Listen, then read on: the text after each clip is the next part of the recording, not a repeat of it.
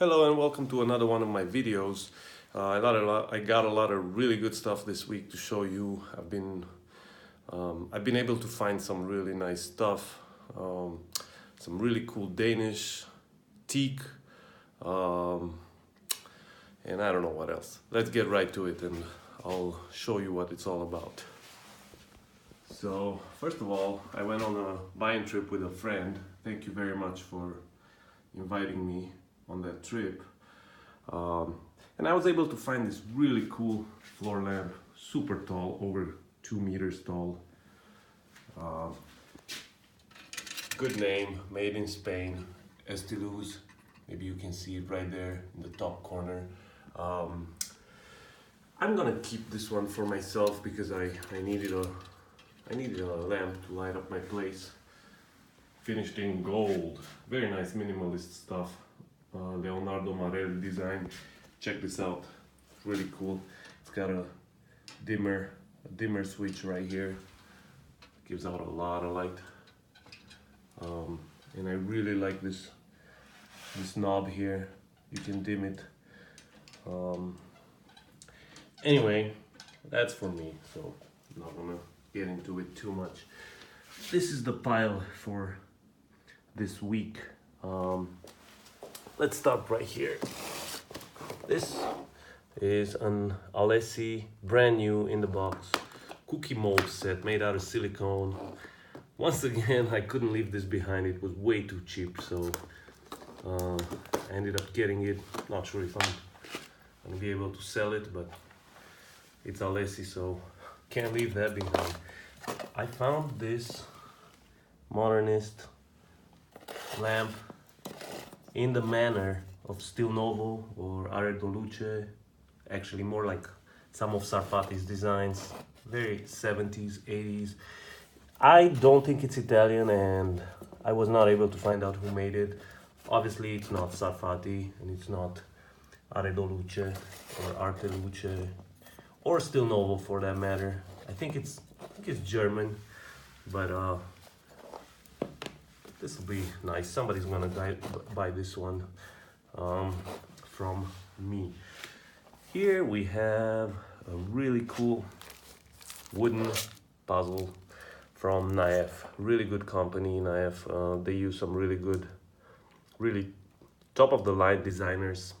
I think this one's called Fantastic Animals, and each one of these cubes, there's 25 cubes. Each cube is printed on each side, and you can create the face of an animal. There's a bear, a monkey, an elephant, a bunny, a lion, I think, something else. And you can also create some fantastic animals, some weird animals, if you want to play around and make some other, I don't know, unusual animals. Spark the imagination of your child. Once again, Naef is a good name. I've had this in the past. It's something I recently learned about. It's not something I knew much of, but found this. This is the coolest thing. Check this out. Bent teak plywood, Swiss. This is a classic. This is once again a Hans Eine Jacobsen design. It's even got the Dala made in Sweden foil label, which is usually pretty rare. That usually gets taken down. I think this is from the 60s, even has the original leather loop. Once again, this one's gonna sell no problem, and this is a great find. This is gonna bring some nice money. I don't know, it's really nice to find things like this that you've been hunting and you've been meaning to have for a long time. So here we go. I have that too. 4 cups and saucers. Once again, Rörstrand of Sweden, Herta Bengtsson design. The coca leaf pattern. Well, the name of the pattern is coca, and is on some of the other pieces you can see the coca leaf. They make this in blue, green, and brown, I think. Blue and green are more desirable. Rörstrand Coca always sold for me, so I had to have these too. Another Christoffel find. Very nice cake server, silver plated cake server. I don't think you can see the marks. Yeah, maybe you can see the marks. It's marked right there. Plating's in good condition. I was not able to find out the name of the pattern. But you know, when you get this stuff for cheap and you know it always sells, you gotta get it. More flatware. WMF. Old WMF with the triangular hallmark right there. Maybe you can see it. WMF chrome argon. This is nice stainless steel. People buy this. I don't think they even make stainless steel for cutlery the way they used to. They might have changed something in the composition of the stainless steel. People always get this. The name of this particular pattern is Hamburg. Once again, the key to sell flatware, to find out the price, is finding out the name of the pattern. And I got 15 pieces here. I'll do all right with them. Not a lot of stuff to show you, but it's some good stuff. Let's go over here. Check this out. This is such a pretty lamp. Teak base, yes, teak wood, solid teak with some rattan embellishment accents over there. I don't have the shade, but you know, people sometimes prefer to get their own shade with these vintage lamps. The good thing about it is not that it's teak. That's sometimes not enough. The great thing is that this is marked, whoops, and it's marked right there. It's ESSA, made in Denmark, and it's even got the decal from the shop that used to sell it. It's I think it's Albert Jaspers of Amsterdam. He used to be a high-end lighting store in Amsterdam. Not sure when it closed doors, but I think this lamp is probably from the 70s, judging by the socket, or maybe the socket was changed. Who knows, but so cool. Pretty good condition, some scuffs here and there, but I'll do all right with this one.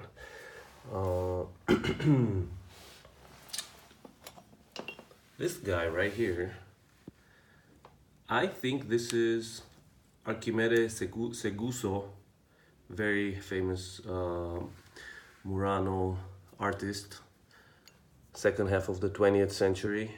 It's not signed, it doesn't have a label, but judging from other photos and comparing it to other stuff I've seen online, I guess this is one of his works.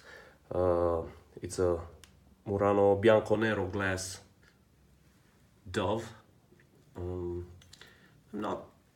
I like some Murano stuff. Sometimes I just get it to resell it. There's some really cool stuff, especially when it comes to modernist Murano glass. But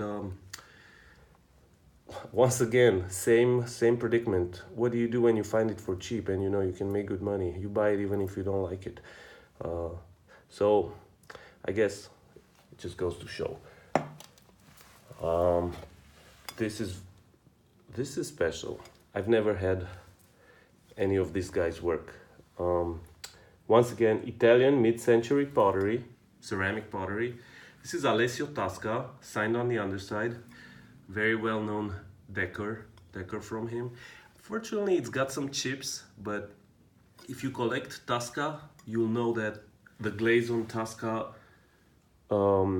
is so thin, it just cracks so easily, so you'll be pressed to find.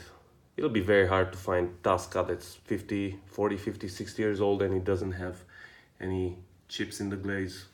I think there's a chip on almost every corner. They're tiny, they're flea bites, but still chips. Hopefully it won't affect value. Usually a lot of this Tasca decoration is a human doing something in nature and then like a city design, città antica as they call it. I was surprised to find this, but happy I did. let's move on to the next. What's the next? Oh yeah, last thing is pretty special. I've had stuff from this guy in the past. Can we see the mark? I don't know where the... let's see. Oh yeah, there it is. Faint mark, but it's there. It's Vitali, from Antonio Vitali, a Swiss wooden maker. He even worked with this company, with Naef, that made this stuff. He worked for them way back in the day. And he got a contract with the American company, Creative Things, and he made a lot of smart toys. And I don't mean tech smart, I mean things like this. Check out this children's puzzle, how intricate it is. It would take me more than 3 minutes to do this. I think it's 34 pieces here. Very well done, thin plywood. Very abstract. It's a forest scene. Children's toys can do really good if you know what you're buying and you find the right stuff. Anyway, I think that's about it for today. I don't see anything else. Actually, this thing looks like it's sold. I've got some bids on it. Hopefully it'll go up higher in price. It's the auction is ending tonight. And I think that's all there is, and I'll see you next time. Thank you very much.